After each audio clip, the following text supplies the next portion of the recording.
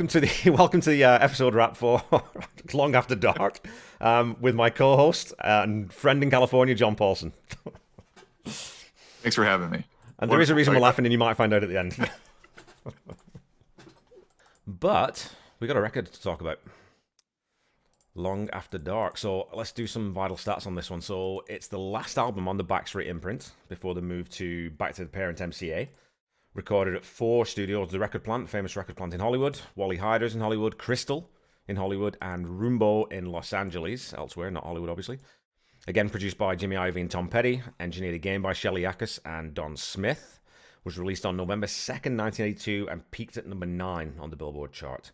Artwork by Tommy Steele from Steelworks, and I love the artwork of this one. Maybe we'll talk about it a little bit. Like, the inner sleeve's just as good as the outer. And then additional musicians on the album were Phil Jones on percussion again, and Ron Blair, who comes back to play bass on Between Two Worlds. There were 3 singles from the album: You Got Lucky, Change of Heart worldwide, and then Straight Into Darkness, which was released only in Europe. So yeah, those are vital stats. I'd made just a real quick comment, and I wanted to get your thoughts on this. So that when I was kind of looking at the album as a whole, it's really sneakily strong. You know, when you actually go song by song, and it doesn't have the same number of hits that Damn the Torpedoes or Promises has, but it's almost more consistent in a way where there's not as much difference between the peaks and the troughs, right? So I had 4 7s, 3 8s, a 9, and a 10. I know that I usually rate higher than you, and a 6. So again, it's never overly average to my ear, but it doesn't shoot the lights out very often either. So it's one of those that you can sort of miss sometimes. So what were your thoughts when you went back and listened to it again? Yeah, so this is, again, a wonderful part of this byproduct of doing this podcast with you, is that I'm going back and listening to these albums that I probably wouldn't listen to 10 or 15 times in a row, if not to do research and to really get a firm grasp on some of these album tracks that I haven't heard a whole lot. And this is certainly an album that, I knew casually. You Got Lucky, from radio airplay and from MTV airplay. I sort of discovered Change of Heart and Straight Into Darkness later on, as those were fan favorites and chart hits, which we'll get into. But then some of these album tracks, I maybe have heard it once or twice. When I went back initially and listened to all of his, all their albums, the Heartbreakers albums, throughout the whole discography. And, you listen to Long After Dark a couple times. Okay, now you're moving on to the next album to try to catch up. But really going through and listening to it over and over and over again, there were definitely some songs that stood out as surprises. And as we get into the producer of the day, because we do have a fun one this week with 3 extra stray tracks that were all quite good, and trying to incorporate those into the album really illuminated how difficult it is to maybe cut a song or two. And we can get into what where I'm at with that. I'm not completely buttoned down my producer for a day set list, or playlist, but I do have a really good side A. But to underline your point, it's a really strong album. Like, even some of these album tracks, I don't think they're, filler or skippable. I think if I turned on this album, I would just listen to it front to back and probably wouldn't skip any of the tracks, because they're all pretty solid. Absolutely. And so right out the gate, he talks about One Story Town. Comes out the gate all guns blazing, right? Like, it's a nice upbeat, up-tempo opener, and it's got a great duality of meaning in that title line, One Story Town. So straight away, we're getting a real Tom Petty song. Yeah, and I think this one was primarily written by Tom. I don't think Mike Campbell has a co-credit on that one, but it is an upbeat one. I really like the chorus, and then I think my only problem with it is that the verses, the vocalization that Tom's using, it sounds like he's trying to do his Dylan impression. So right. I'm not like Dylan's fine. Like, he's a very good songwriter and everything. I don't like listening to him sing over, very much. Yeah. Outside of some of his best songs. So that is the one downer for me on this one, is that I think I don't know if he's trying to do it, or if this was just like his way he wanted to express this particular song, but not my favorite vocalization from Tom on the verses. Really good chorus though. I mean, it is a rocker. I like the noodling that Mike adds during the chorus. Yeah. And this was one that got some radio airplay apparently. Yeah, I think with his voice, it's that thing of when you're singing from a position of a character rather than yourself, which Tom, did in different ways. And he definitely used that voice, on several tracks. Almost on Refugees, it's not quite the same, but it's that really pinched, tightened up delivery where his throat's almost, he's choking his throat up. So I totally understand that. Yeah, and if that's not your bag, then of course that's gonna change a little bit, but I don't mind. I think it works for the song, but yeah. Yeah, and I'll for the producer of a day segment, I'll be picking a different album opener, which I think you'll find it interesting. But it's a good one for what they were trying to do. I mean, you look at this album, it's Jimmy Iovine's third with the band. So, and I think the relationship was getting a little bit stale as I read up on the on that record and how everybody feels about the record all these years later. But what I think Jimmy Iovine was trying to do was make a rock record, an 80s rock record, and maybe Tom had some different ideas, which we'll get into. Yeah, for sure. And talking about different ideas, straight onto track two, You Got Lucky. And of course, you can't talk about that song without maybe even first talking about that video, because it just changed everything, right? I mean, you've got a minute before the song even comes in. So that was pure gold for the MTV generation when I think it was 2 years later or whatever, when they actually really sort of blew up. But they've got this video there now that tells this story and its narrative, and it's not a band on stage just playing with the wind blowing and girls dancing. So, and then you get into the song, as Tom said to Paul Zollo, and he says, you know what that song is? It's a perfect little single. When I hear it on the radio, I think, wow, we really just filled every little space in the right way. Yeah, he said it was a really good pop record, but we rarely play it anymore. So they didn't play it a whole lot in concert. I'm trying to remember if I heard it live. I mean, I've seen him 10 times at least, Yeah. and I'm not sure that I remember him playing it live.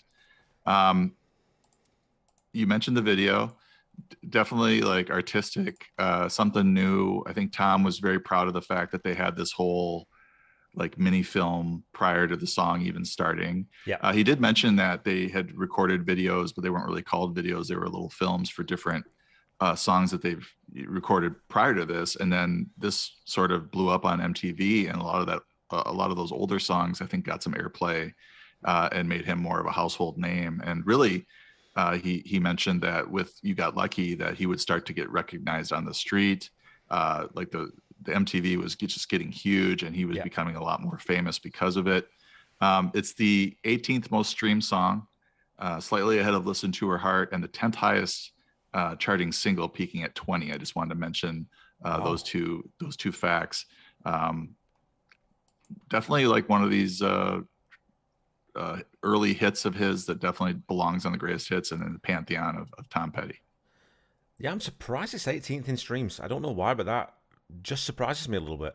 Because it's a great song, but it's so unusual. It's so unpetty in a lot of ways, right? Sonically, it just doesn't sound like anything they've even come close to recording before. I'm kind of surprised that's so high. I was just looking up at the live performances, and they did play. It looks like they played it on the anniversary tour, the 40th anniversary tour. Oh, and then they played it a bunch in '99, but not much after '92. So after '92, it was at 37 plays in '99 and 35 in 2017. I'll have to check that set list that my son got from the anniversary tour. One of the roadies gave him a set list to see if they played it that night, because I don't remember it, but maybe they did. Yeah. Okay, Deliver Me, track 3, midpoint on side 1. I would say it's a solid track. I like the guitar in the intro. I listened to it again this morning, and I wrote "Paint by Numbers Petty." So that's not a bad thing. That's him kind of dipping into his knowledge and his bag. I don't think it's anything crazy special, but it's a solid album track. I wouldn't skip it. I think it would make my alternate playlist if I was producer for a day. And yeah, so it's funny because when I did my episode on this, when I actually wrote, it definitely follows a trusted template. And because of that, I think it can be slightly overlooked, right? But it is catchy. It's one of those earworms that it kind of sits, and that chorus is really hummable, and so I don't mind it. But I would agree, like it's an album track. It's definitely, you would never release that as a single. And yeah, we'll have to see when we get to the producer for a day, because we've got time constraints on that vinyl. We're going on vinyl, so. Okay, second single from the album, or was it the first Change of Heart? Second single, right? Or third if you count Straight into Darkness in Europe, I think. I think it was the third. Oh wow, yeah. I think it's from my list here. You got Lucky, and then Change of Heart came Yeah. after. So in the US, it would have been the second. So yeah, and I'd written down just the riff. It's a great little Oh, riff. And Tom, talks about he wasn't sold on that one and didn't love it, and said it wasn't one of his best songs. But I think it's one of those ones that the strength of it is in its simplicity. So just let the riff drive the melody. That rhythm section just keeps everything high tempo and danceable, and then the lyrics tell that story of sort of disenfranchisement and loneliness, right? So I think it's one of those that is better than maybe he was too close to it and just couldn't appreciate it as much as the rest of us do. yeah. I think this is one that was under the radar for me. I didn't hear a whole lot on the radio, although it did well. Yeah, Um, but it was sort of one I've heard after I became a big fan of his. So it was, and to me, it sounded like ELO. And then it was interesting to see him admit that, or like yeah, just say it outright that I was trying to do Jeff Lynne, because those crunchy guitars are so distinctly ELO, but he makes it his own with, the Heartbreakers makes it their own with the way they play and his vocals. yeah, You could argue, and I think you mentioned this on I listened to a few of the episodes from this season, but I didn't want to listen to all of them because I like to hear your thoughts yeah, organically on some of these album tracks. But arguably should have been on maybe the top song that should have been on the greatest hits that was left off. yeah. Jam and Me peaked at 18. Change of Heart peaked at 21. And there's a few others which we'll talk about in future episodes, but Yeah. as to what should have made it and what didn't. And there was room on the CD that he could have added, or they could have added some of these tracks. And this is definitely one that catchy enough, did well enough on the charts that you could make a strong case for it. It's a really good track. Yeah, it's a good song. Like I said, it's I don't know. It's one of those songs that no, I don't think it's not. I was gonna say I forget about it sometimes, but that's not quite true because it's on all my playlists. I have it on everything. But again, it's one that when it comes on, I'm like, I always forget how much I like this song, and I do. I really, really like this song, and I give it an 8 out of 10. Again, he's not blowing the doors off creatively with this one. He's not sort of. It's not one of Tom's songs that's going in a completely different direction, but it does everything that the Heartbreakers do. Everything the Heartbreakers does well. Like every part of it's really, really good. And like you said, yeah, it's borrowing a little bit of that sort of the riff from ELO, and it's taking little bits and pieces. And again, there's Byrds influences that filter through. Now, once I started listening to the Byrds, you hear a lot more of it in Tom's music, but it's always got that Heartbreaker spin. So yeah, I think it's a super, super solid track. And I would say it's one that, Tom wanted to explore. Just reading between the lines and doing the research for this podcast regarding this album, reading between the lines, Tom wanted to explore maybe different sounds, different styles, Yeah, more than what Jimmy wanted. But this was one where Jimmy's like, okay, this is a good rock song, so we can include it. But it's not a traditional Heartbreakers song. So I think that's probably the background to it in terms of what got it on the album. But you can hear, along with the B-sides or the leftover tracks, that Tom was trying to do some different things and didn't want to make another Hard Promises. And I think that's what Jimmy wanted to do. Yeah, for sure. And I still think though that it is different enough. Like again, like you read through, and before I started doing the songs on this album, read through that background and look at those comments that Tom makes, and he makes it several times talking about each individual song with Paul Zollo. But again, I think there is a ton of growth on this. There is stuff on here that is very, very different. There's even like I can't remember which song it is, but I think, is it maybe Between Two Worlds or Same Old You maybe, where Mike does this big epic hair metal pick slide into his solo or out of his solo, and he never uses that. And I can't think. So there's little elements coming into this record that they're definitely not. It's not carbon copy of Hard Promises in any way, to my ear. I think talent-wise, this is the band hitting and still at its peak. Yeah. Not that they don't peak again later, but this is a really strong band at this point. Very strong. For sure. Okay, the closer on side one is the song that I rated the lowest when I went through, Finding Out. But it does have a brilliant it's one of those very, very clever Tom Petty lyrical twists. So in the first verse, he sings, I must be looking over something, rather than overlooking something, and it's just that little bit of wordplay that just changes sort of the meaning of that line, even though he's actually singing it the other way. So it's got that again, that duality of meaning. Just always one of those people who's just very careful, and when those opportunities arise lyrically, he would always take them, right, and always, but wouldn't overdo them. So it's interesting that this is one of your, or this is the one you lowest rated the lowest. Yeah. I didn't. I would still include it on my alternate playlist, but it's definitely not like the strong, up there with the strongest tracks. It's another rocker. I do like the call and response between Tom and the rest of the band, whoever's doing backup vocals there. I think it's kind of a banger. I wouldn't say it's a full banger, but it's a solid album track. I wouldn't skip this one if it came on. And you can see, we're talking about if Jimmy wants to do another rock album, you can see definitely why that gets included, right? Because it fits that template very, very well. Yeah, I think there's a few of these, and you maybe Deliver Me so far, One Story Town, Finding Out, that got picked over some because they're kind of rockers. Yeah. And they got picked over some of these other tracks for that reason, just primarily for that reason, because I would say objectively 2 or 3 of the songs that were left off are better. But it's also, you almost hear like Wildflowers era, Full Moon Fever era Petty coming out in those B-sides. And we'll talk about that. But I could see Jimmy just like forcing these tracks in, Finding Out, Deliver Me, and One Story Town specifically, but they all have some good aspects to them that make them very listenable. Absolutely. And that's, we talk about this lots as fans of Tom Petty. Even an average Tom Petty or a slightly below average Tom Petty song is still pretty freaking good usually. There's no real absolute stinkers in the catalogue, which makes sort of, doing what I'm doing, going through, it's, oh man, I'm rating. I can't find a 4. I think I rated 1 4 maybe, but that might be the lowest I ever go, because there's nothing that sucks. There's just some stuff that's maybe a little bit, if I don't like the arrangement or it feels a little bit unfinished or whatever, but it's never bad. Yeah, I think they strive to have quality. Everything they put out be quality. Yeah. And sometimes if they did miss the mark, it was still pretty good. Well, Tom even said that, right? I think that's in Paul's book as well. He says, like, we went in with the attitude that every song we write, we try to make it better than the last one. And that's not always going to be the case. But if you go in with that intention, then you should at least have some sort of automatic quality control there, that you're not going to just, screw, that'll do. I mean, that'll do, that's good enough. I don't think that ever came out of Tom's mouth, So We Stand a Chance, right, is next. So this is another one that got some radio airplay. It peaked at 37 on the rock chart, according to Music VF.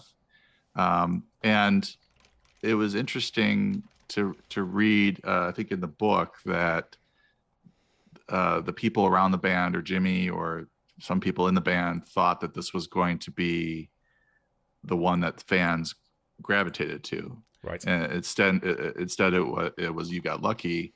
And this is one where it's one of a couple that I might leave off. So I'm trying to decide, but the fact that they thought it was that good, gives me pause, and I'm keep listening to it, trying to hear what they heard in terms of it. Oh, we're going to release this as a single and it's going to be a big hit.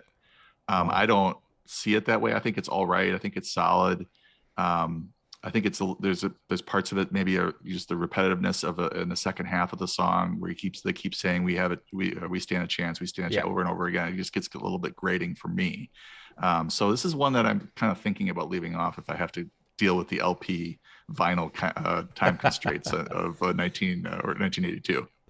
That's interesting, yeah, because it's one of those that the opening, like that opening 4 bars, whatever, is that down with the big piano hits and that, and like it just again doesn't sound like anything else. The guitar tone's great, and it's as a sort of opener for side 2 of an album. When you flip the record and you put this on, it's sort of in that same space for me as Need to Know. To me, it comes out really fresh and really, really cool. So yeah, that's interesting that it's one of the ones that you're kind of wavering on. So I don't know, man. I think it's a good song. Yeah, I mean, I think the band agreed with you. I mean, I'd be interested to hear those conversations as to who was really pro this song and who thought that this was really going to take off. But they didn't end up releasing it as a proper single, as far as I know. So at some point that must have died. The whole idea must have died. Well, that comes down to at that point, that's out of the band's control, really, because that now is to what a DJ's playing, what are people requesting, all those kinds of things. And of course, you got lucky. Again, it's so different that if you're not a Tom Petty fan, I think maybe you got lucky more than you would like. We stand a chance because it's just a bit different. It's got a bit more of an 80s vibe to it with the synth, so I to understand that.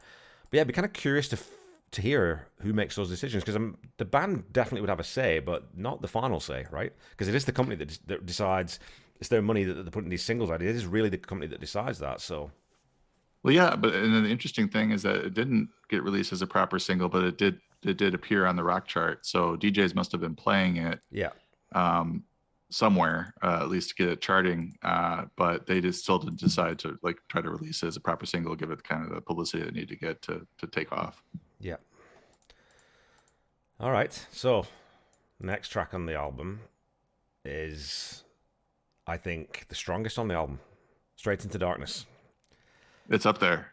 It's really, I mean, when Bruce Springsteen pulls you aside and tells you how good of a song it was, yeah, that's a pretty good song. It has more streams than Change of Heart, which is interesting, given that Change of Heart was a bigger hit. Yeah. But Straight Into Darkness, not really pushed as a single. You said there was maybe a European release of it. Yeah, I love this song. I think it's one of the strongest, if not the strongest, on the album. And it was one that I got into later. It would be played sometimes live, fan favorite. It kind of reminds me, its trajectory kind of reminds me of Insider, where it's not a total banger or anything like that, kind of a more pensive song. Yeah. I think Tom would call it ballad. I don't think this really qualifies as a ballad, but not like your typical radio friendly hit. Yeah. But it becomes a fan favorite and ends up on some of these other anthologies and things, because I think that the band really liked this song, and justifiably. I mean, it's really a well-crafted, Tom Petty at his peak songwriting type song. Absolutely. And that lyric, that last verse, is just, I don't believe the good times are over. I don't believe the thrill is gone. Real love is a man's salvation. The weak ones fall, the strong carry on. It's just one of those epic, brilliant, and I'm sure it feels like that feels like a one shot to me. That feels like something that he probably that came quite easily and quite quickly, because it's got that natural organic feel to it where it doesn't look like it's sort of contrived or put together. So to be able to, again, just the guy to write something like that is just phenomenal. And Mike's guitar, I love in this song too. The little lick, Straight Into Darkness, where it changes to the major key, is super, super cool. I don't know if did you read Megan Volpert's book yet? Did you pick that up? I haven't yet. Definitely do it. You'll enjoy it. Like, it's, I mean, talk about doing a deep dive on something. Writing a full book basically on one song is pretty, and there's some essays in there and some other stuff in there as well, but and she digs into the lyrics hardcore and gets into the philosophy of them, which is super cool. And one of the things reading Paul's book that I found really interesting, just on a sort of a musician standpoint, is Tom says you couldn't really get everyone grooving the same way until we went over to the piano.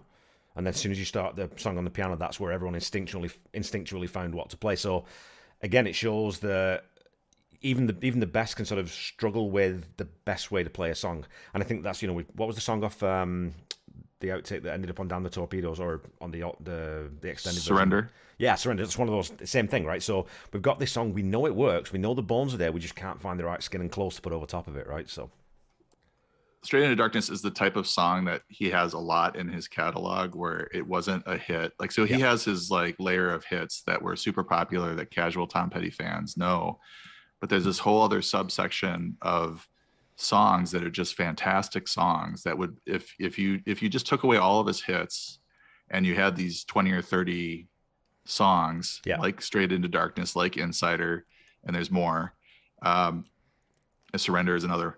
So if you just looked at that, that would be like a major career for any other artist. Just that selection of 20 or 30, like the greatest hits of any other artist. So that's what makes Tom's music so amazing and his discography so amazing, is that it's just levels and levels and levels of these wonderful songs. And that even as a casual fan, you start to dig into them, all of a sudden you have 20 or 30 more favorites that you didn't even know about before.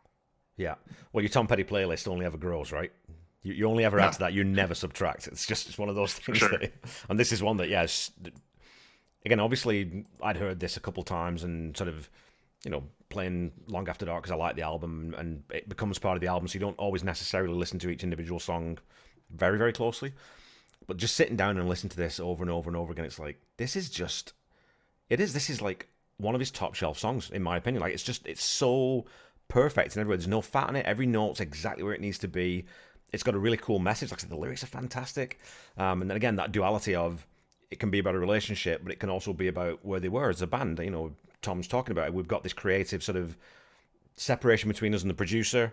There's some stuff going on. Stan's getting a little bit edgier, and there's lots of stuff. Those internal dynamics going on. Well, how do we manage that? And straight into the darkness as well. It's the unknown. We don't know what's out there. So yeah, and you could.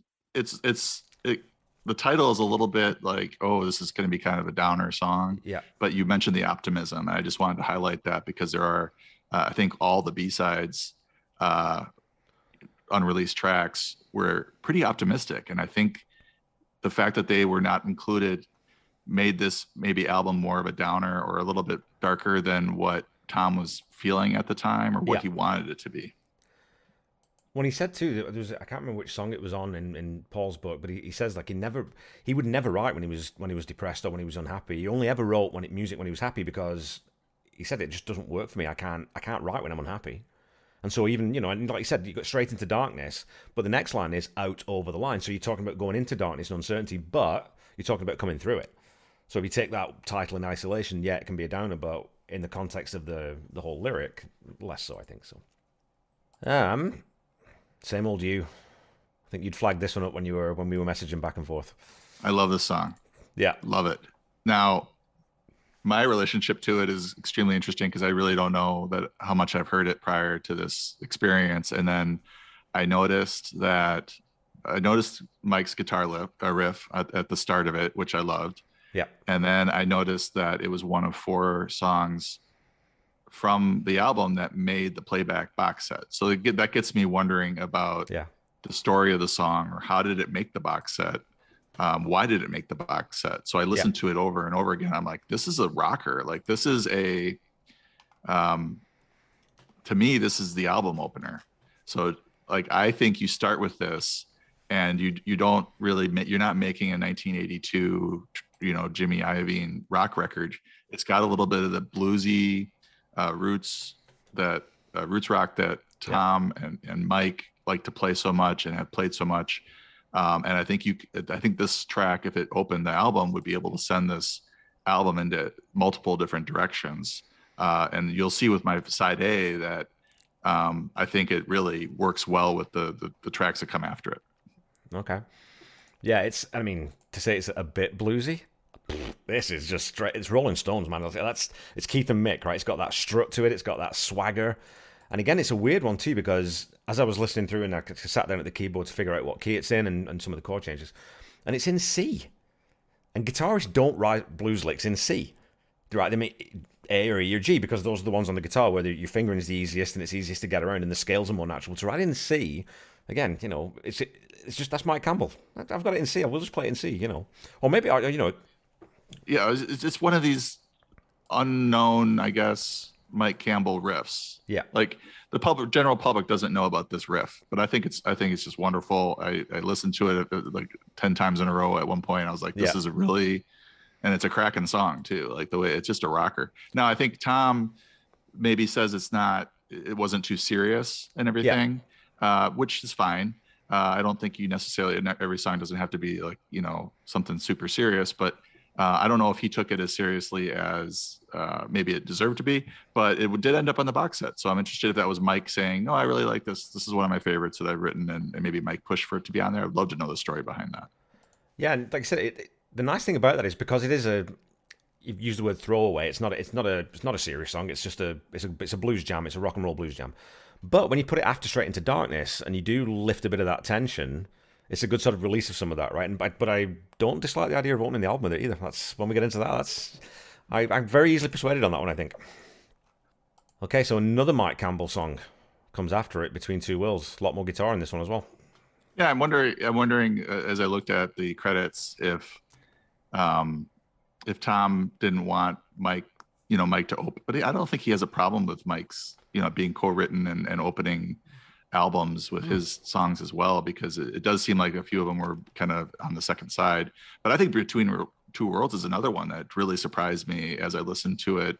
I love the piano guitar opening. Yeah. Stan's drums are really good on this. Again, it was not one that was listed as a single on Music VF, but it did peak at 35 on the rock chart, so it must have gotten some airplay as well. So, but this is one that is maybe a little bit darker. Yeah. It feels kind of menacing, but I really dig it. One, it's got a really sleazy, sort of lazy tempo to it, right? You could definitely play that song 10 BPM faster and it would cook even more maybe, but when you slow it down, it gives it a bit more, it's just groove. A bit more groove. And Mike's solo, the tone in his solo is just so sexy. Like, it's incredible. And it's got that, you can tell he's playing that when you actually listen to it. You can tell that's not going through an effects unit to get that reverb and to get the tone. That's an amp placed 15 feet away from everything else, and a mic, mic'd quite far away to get that natural room reverb. And it just, man, it's the best part of the song for me. And it's a great song all the way through. Great bridge. That bridge takes it in a different direction. When that solo kicks in, it's like, oh, here we go. This is what I'm talking about. And it's long too, right? That bridge is really good. Yeah, it's so cool. Yeah. That key changes. And it goes, again, unheartbreaker-ish chords, right? You go, that's a weird change. I've not heard him go to the minor third instead of the minor sixth there, which is what you're expecting. And it changed, it's super, super cool. Man, the things you hear in these songs, minor third to minor sixth. But it's those things of, I was when I'm kind of picking them apart and listening to them, and you listen to, I'm just listening to the guitar, and I'll listen through a couple times and just listen to the guitar, or just listen to the rhythm guitar and then the lead guitar, and then listen to the organ. And when you put them all together, it's like, oh, okay, that's kind of cool. So Benmont's actually playing a fifth there. He's just playing the root note and the fifth, and then you get either the third or the minor third being thrown in on the guitar. So it kind of, you can make it sound like a minor key without it actually really being in a minor key. So that's where you get that pensive thing from, right? So that's the technical bullshit and things. So yeah, but it's a lot of fun listening for those things, and they are in every song. There's something in more or less every song where you think that's quite clever. That I would say this one too, Between Worlds, is not something that we've heard from them before. Like that, It seems like a new style for them, and I think it fit within what Jimmy wanted to do, at least enough to get it on the second half of the album. Yeah. But I think it's a really strong track. I like it a lot. Yeah, like I said, it's 5 minutes. How long is it?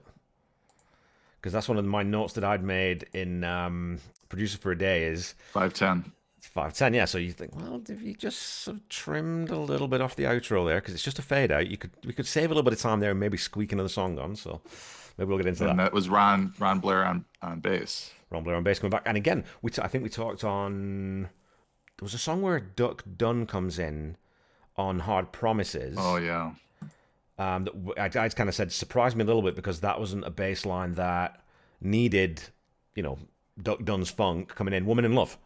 That's a pretty straight bass line. Where this one is more funky, and it's got a bit more groove to it.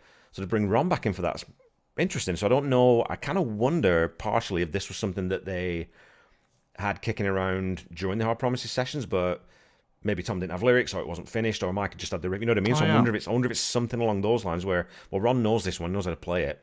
I'm kind of curious to find out if that's the case. For sure. Or if he was just hanging around the studio, which is more likely, right? Hey, Ron, pick up a bass. So the closer, A Wasted Life. What do you think? Yeah, and I like the pensive closer. Now this is a little bit different than what I'm maybe used to. We didn't get a minute like weird sound effect prior, so that's good. It's different than the rest of the album. I watched a live performance too, and he played it, I think, at the close of the concert, the show, and just kind of dedicated it to all the fans, which I thought was interesting, dedicating A Wasted Life to all the fans. I just thought that was funny. I don't know. I would love to hear like a demo of it with just him on the guitar too. Like I think some of the stuff sounds a little 80s, like early 80s, but it's also when you listen to it, it's, I think there's organ on it, or there's some kind Yeah. of key on it. That if it's not there, then it would change the song and the sort of memory of the song. But I would also like to just hear Tom with a guitar, or even Tom on the piano, just playing this as a straight ballad, or maybe with a little bit of drum or percussion here and there. But this is also one that is not doesn't blow me away. So this is one that I would perhaps cut if I had to. Yeah. But I do like the pensive closer, as you know. Well, and I'd kind of written down about the keyboards in the episode, and again, something that I'd love to ask someone someday if I ever get to speak to Benmont. Maybe, well, he would be able to tell me. It's two keyboards. There's two keyboard parts in this, and you've got that big sort of that textural synth in the background. And my guess is that it's Tom playing that Prophet synth and putting those pads in the background while Benmont's playing lead, that little lead line, because there's only one guitar in it until really close to the end. And they did say that this was one that was basically cut live off the floor. So, like I said, I think that might be Tom and Benmont two-handing the keyboards. Benmont could definitely play both parts because it's not a complex part, but the fact that there's only one guitar part makes me think that maybe that's what that was. Interesting. But yeah, it's got that Tropicana kind of Jimmy Buffett kind of feel to it. I just think it's a cool little. You could sit on the beach and drink beer to that song all day long, right? Yeah, I think it's a cool song. I don't know that I would want it on the album that I would want this album to be, if that makes sense. So if I did, I'd want it in a different format. I think I would love to hear the, home recording like they did for Wildflowers, all those tracks, like the home recording for A Wasted Life. Not that it exists necessarily, but it would be cool to hear just Tom sing it straight. Yeah, it's like, what was the No Second Thoughts? Same thing, right? We said like the live version would be worth, because I don't think I've listened to the live version of A Wasted Life. So again, it might change it up a little bit. And if you just, I don't know, does he play both keyboard parts? I don't see him. I don't, as I remember the video, and I might be wrong, but I think he's just standing there with his guitar singing. So I think maybe Benmont's playing both. Okay, so we get to, like you said, we've got some outtakes from this album that are slightly surprising, that they didn't either make the album itself or didn't make, there's not even a B-side. None of these are even a B-side to one of the singles, which is really quite surprising. So the first one, which did get released on, was that on playback or was that on the Keeping Me Alive? Or was that just American Treasure? Keeping Me Alive was released on playback. On playback, okay. Yeah. Because there were two released on playback and one... Yeah, Keeping Me Alive was released on playback and an American Treasure. Yeah. Keep a Little Soul was released on American Treasure, not on playback. And then Turning Point was released on playback and not American Treasure. And Turning Point is not available on Spotify. I don't think it's available on the streaming services. So it's the one's a little tougher to find if you don't have the playback box set. Yeah, so Keep a Little Soul. Great little song. So, this was released, 2018 when American Treasure came out, and it just, to me, sounds so timeless. It sounded like it could have been recorded in 2010 or any year, 2015. And all of a sudden, I looked and I was like, it's 1982. Like this is coming out of the Long After Dark sessions. I think if you look at these three songs as a whole, it's clear that Tom wanted this album to go in a different direction, and reading between the lines, I think that underlines it. But if you add these into this album, you have a totally different album. Yeah. It's not so much a early 80s rock record as it is an exploration into roots rock, but then also just the band flexing their muscles in all these different directions. Yeah. But I think I talked about I wanted to underline your optimism comment about Straight Into Darkness. All three of these songs are really optimistic. Yeah. If you look at the lyrics, they're all about, getting through some adversity, but coming out the other end. And Keep a Little Soul is just the band, I think, at some of their best. Like, this is one of those great unreleased tracks that could have been a hit.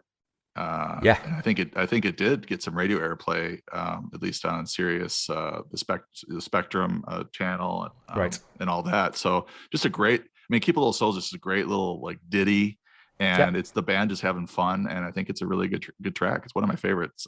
Certainly one of my favorite tracks that got released later that, were from these earlier sessions. Yeah, and did you look? Have you seen the video? Right, they released because Adria Petty put together a video from home footage, and it's we all get caught. Well, I get caught up, especially when I'm doing my podcast, in the mystique and the detail of Tom's music. But sometimes it's good to remember that when you watch him play, he just loved rock and roll.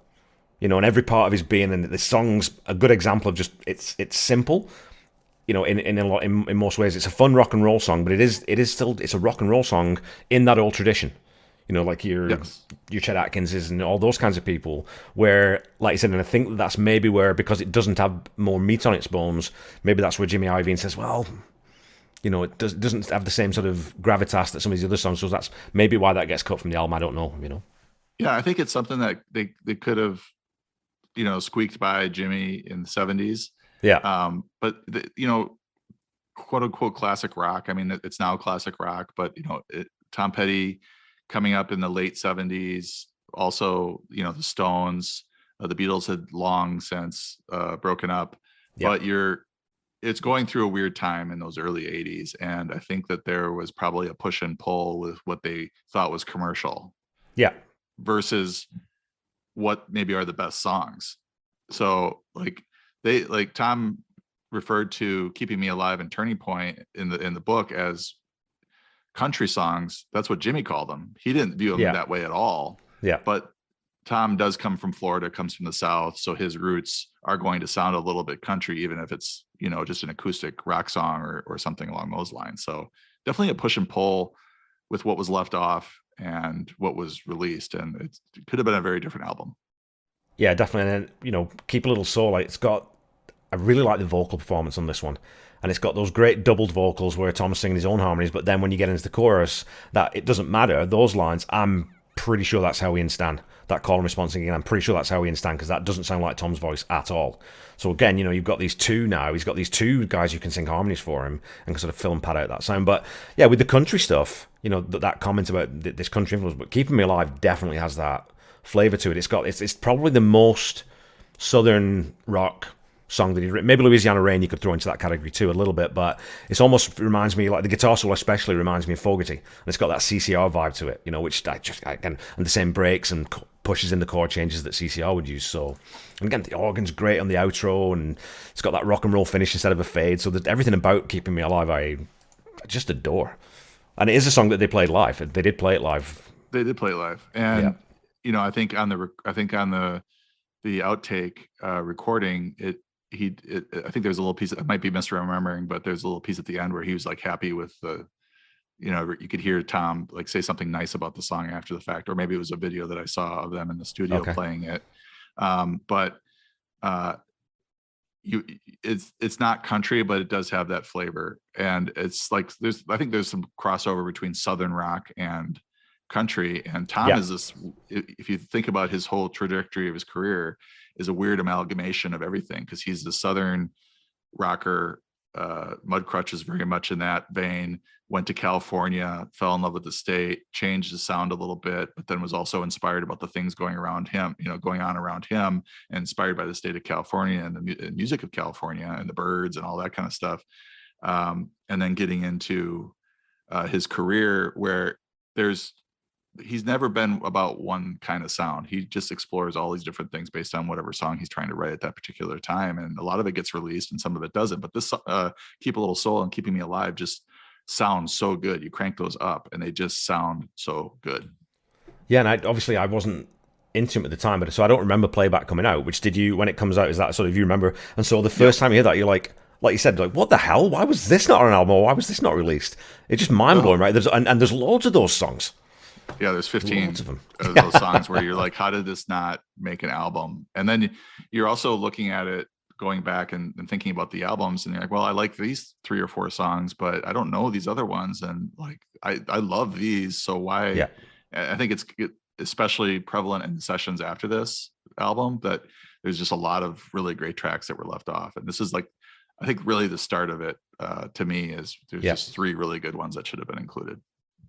When you talk about, we said that Petty always was brilliant at bringing his influences into the Heartbreaker sound rather than ever parodying, a different band sound. And Turning Point is it's very Birds-esque to me. It's got that same feel. And I was thinking too, you could almost even imagine this one as a Wilbury song. It's got the harmonica in there. If you added some horns in there or something, you had that little Wilbury shuffle to it. It would have fit on volume 3 pretty well, I think. Yeah, and they've got some harmonica. I don't think Yeah, there was any other harmonica on this album. So you can see how it didn't fit with what the yeah, producer was trying to do. It's an upbeat acoustic jam, and I think it's really optimistic as well because they're talking about. If you look at the lyrics, he's talking about kind of going through a lot of hard times with his girlfriend, I think, yeah. and that she stuck by him, or that there was ups and downs, but then they were reaching a turning point, and to where their relationship is going to be better from now on. I think it's the third one of this trio that they're all optimistic in terms of relationships and how they can kind of progress over time. And the only detraction on this one for me, and when we get into that, this is one that I wouldn't necessarily put on the album. Is just that it doesn't really go anywhere. Like it's got one speed and it kind of sticks to it, and it's a short song. It's 2:55, but it just lacks that little bit of something to just kind of give you a bit of a spark in the middle or a bit of a kick in the middle or something, right? So that's the only thing that I said. The only thing I would knock about it. So I think it's a good track. I probably would find a way to include it because it is different. And yeah, I think if with what I did with the front side of my custom playlist for this album, I would want to continue that on the second half. And I think that this Turning Point does okay. do that. But I do agree that I think Keep a Little Soul and Keeping Me Alive are superior tracks. Well, we've been through all the songs now, so now we can get into our hatchet job on the album and the track list order and all those kinds of things. So I'll let you go first. Okay. Hit me with what you got. All right. So we did, I don't think we did this very much for the last album. So I hope all the listeners can bear with us. But I would like, anybody that's hardcore and wants to listen to this album in maybe a different way, at least put these 6 songs together on a side A, starting with The Same Old You.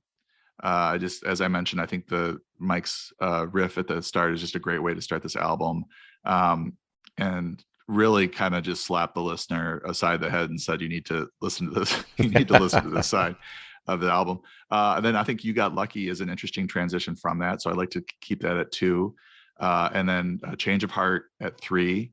So right there, you've got 3 pretty good rockers, and 3 that could be singles. I think certainly "You Got Lucky" and "Change Your Heart" could be. At 4, I would put "Keep a Little Soul" to try to change things up a little bit, a little more piano there, I think, coming off of "Change of Heart." So I think with those first 4 tracks, you've got a wide variety of music, and I think Yeah, the listener is at this point open-minded. "Keeping Me Alive" at 5. So now we're just into an acoustic kind of, as you mentioned, country feel to it, but not full country. And then close the first album side with "Straight Into Darkness." So I think those 6 tracks really strong. I like to get the good stuff up front, yeah. but this is one that I think if you listen to the lyrics too, it really it could be a little microcosm of a relationship. Like there's different things happening in each of the songs, but they're all sort of optimistic. And it just sort of maybe could be the soundtrack to kind of a troubled but inspiring relationship. Deadly. Yeah, it's not dissimilar to what I had. Oh yeah. I kept One Story Town because again, I like that sort of the immediacy of how quickly that one gets going and moves. You Got Lucky at 2, Deliver Me at 3. I put Keep a Little Soul in at 4 as well. I put Change of Heart next because again, I like that. Just keeping the tone of the songs a little bit separated, and then Keeping Me Alive. And I put that instead of Finding Out. I took Finding Out off, and I put Okay. Keeping Me Alive. And then that was side 1. All right. So So that was my side 1.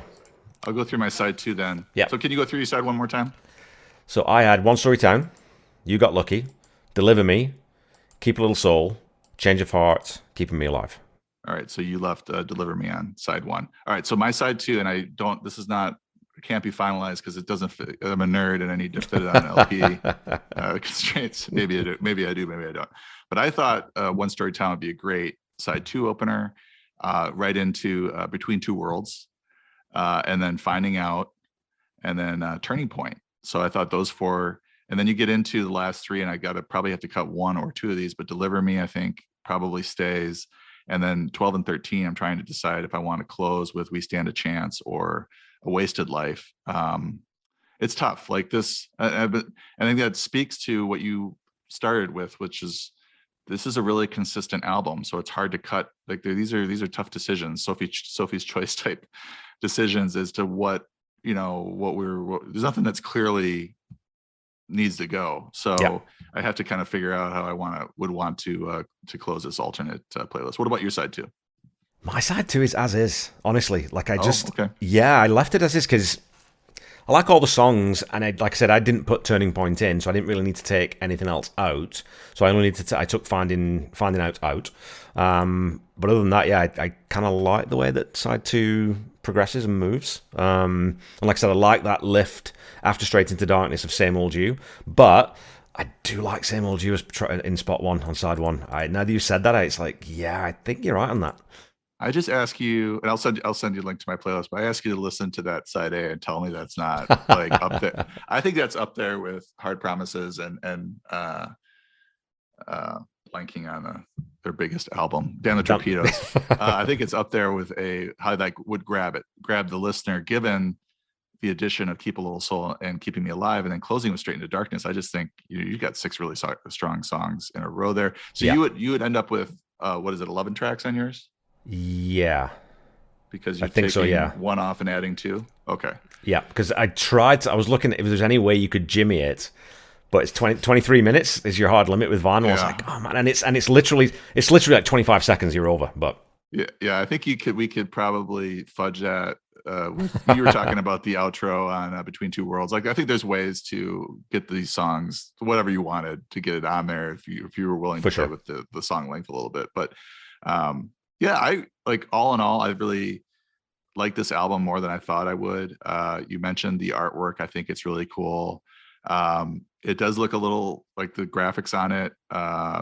The album like logo, the name of the band looks a little dated, but I think it's of its time and from that respect. But I think it's a solid addition to his discography. And he did say that, this is a treading water album, and I think he wanted to do more with it. So I think the fact that we're kind of playing with the track list a little bit says there's some things that could have been improved, and certainly leaving those really strong tracks off makes that easy to make that judgment on it.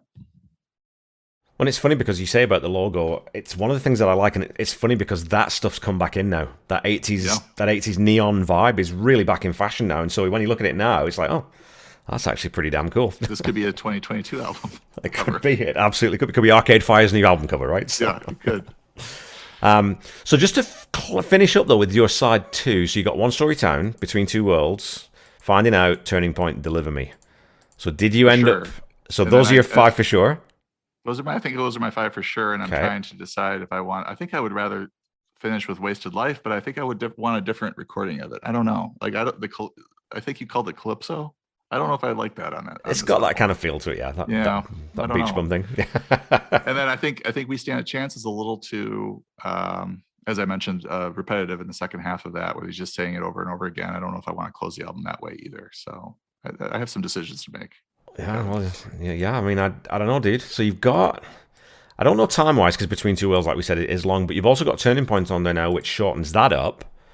So that actually might, if you're not putting on We Stand a Chance, you might be able to get away with one of those others. You might be able to get 12, right? I think you might. I'll have to do the math once we're done, but I'll take a look.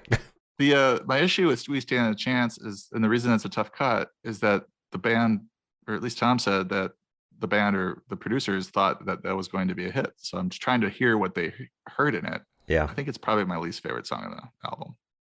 Yeah, that's funny, hey, where with those points of difference. Yeah, because we're both big fans and we both got, more or less fairly similar taste in music. So the fact that I really, and it's funny because when I was writing my notes for this ep, I was thinking, oh man, I gave We Stand a Chance a 7. I think it might be an 8, but I was like, no, I should leave it as a 7. It's not bad though. No, it's not bad. I don't think it's bad. I don't think it's bad. I think it's just there's just parts of it where I'm like, right. Let's move this along, or it's just I don't know. It's not the one of his best of this era, and that's my issue with it. I think I don't know. See, and I would, on that side too, I would even just, if you put in We Stand a Chance for Turning Point and finish with Deliver Me, that would work for me. But again, that's not my playlist, so. Yeah, Turning Point. I think it's, I don't know. I think it's better than what you're giving credit for. But that's just maybe a difference of opinion. But I also really gravitate to this type of work for him. Like, Yeah, you love Wildflowers too, but of course. like this was him like dipping his toes into his roots, I think. And this is like, oh, I want to make, and they did. He did go and try to make a concept album about the Yeah. South after this. It didn't come together maybe exactly the way he wanted it to. We'll talk about that, but like you could see him trying to head this direction, which is a good direction. Sure. It was a really good direction for him. For sure. So perfect. Okay, well, I think we've done a good job there. So now the last thing we got to do is our EP. Yes. And so I'm going to go first, and this one's tough because the way I've approached this one is I've definitely not gone for what I think are the 3 best songs. I'm trying to think about an encapsulation of the sound of this album and 3 songs that are my favorite songs off the album. And so Straight Into Darkness, without question, is on there. Change of Heart, because to me it's kind of like Listen to Her Heart. It's a perfect pop song. It's short, it's punchy, it's to the point, you can hum it, you remember it. And then Same Old You. I'm going to finish it with Same Old You because that song is just so much fun. I was trying to think of what I was gonna cut to keep Same Old You on there. So you did include You Got Lucky. Yeah. All right, so I got to go ahead and do that. And now, where do these B-sides or unreleased tracks fall? Do they qualify? They're fair game, absolutely. They're fair game. Oh, well, then we have to include Keep a Little Soul. And let's just make it a 6-song EP and put Keeping Me Alive on there as well. Well, we've differed on every single song though, which is the first time we've done that. Well, I mean, obviously, I love Straight Into Darkness, but the fact that you picked it and we got it on EP. I mean, I probably would, if I just had to pick 3 in a vacuum, I probably would go Straight Into Darkness, You Got Lucky, and then maybe the Same Old You. But I mean, I really like Change of Heart as well. So, but Keep a Little Soul though. I mean, it's tough. This is a tough one. Absolutely. Well, you know what? I'm really glad that when you listen back to this album, you kind of rediscovered it, and that's always nice. I've had some comments online and people saying the same thing where when they go back and listen to an episode and then they go back and listen to the song, they think, oh yeah, I kind of forgot about this song and I kind of like it. So that's kind of a neat thing to be able to throw back and look at that. And the same thing, I listen to an Aerosmith podcast and a Van Halen podcast, and it's the same thing. It's really sort of reignited my love of those 2 bands because you think, oh shit, yeah, those first couple of albums were great, or I'd forgotten about that song, whatever it is. So I'm really glad that you enjoyed it. Yeah, and that's valuable to me, to be able to add these songs to my, like specifically the Same Old You and Between Two Worlds, to add those to my playlist and to hear them more regularly now. It's just a nice added benefit of this podcast. Awesome. Well, we will I think we'll probably leave it there. Where can people find you on social media, John?